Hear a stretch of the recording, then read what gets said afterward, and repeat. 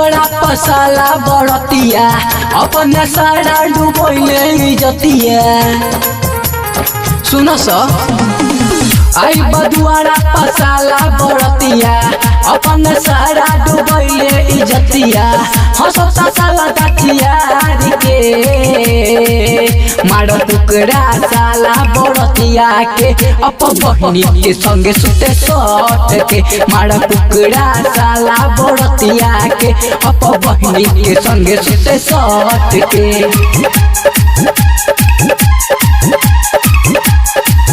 मारा कुतरा साला बड़तिया के अपना बहनी के संगे सुते सट। बड़ी दुल्हा के बहनी छिनारे बाहू सुन नहीं के यरबा बोला बेला हो। सुन दुल्हा के बहनी छिनारे बाहू तो कद नहीं के यरबा बोला बेला हो। ना भाइये से रहेला लिपट के मारो दुल्हा बहिन छिनरा के अपन बहनी के संगे सुते सट के। मारो दुल्हा बहिन छिनरा के अपन बहनी के संगे सुते सट के।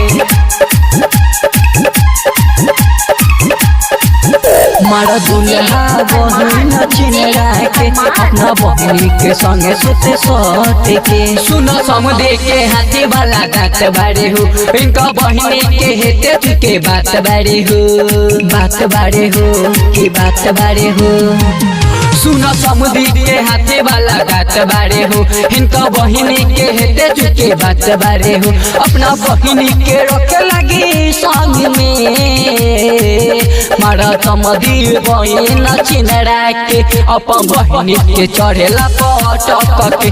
मारा समुदी बहिन छिनरा के अपना बहिनी पे चढ़ेला पटक के।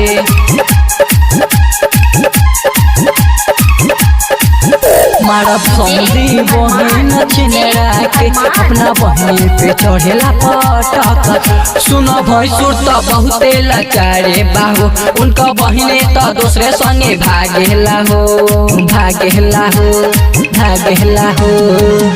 सुनो भैंसुर तो बहुते लाचारे बाबू उनका बहिने तो दूसरे संगे भागेला हो। तो बहुते चलेला तान में मारा कुत्ता साला बड़तिया के अपना बहनी के संगे सुते सट के। मारा कुकुर साला बड़तिया के अपना बहनी के संगे सुते सट के।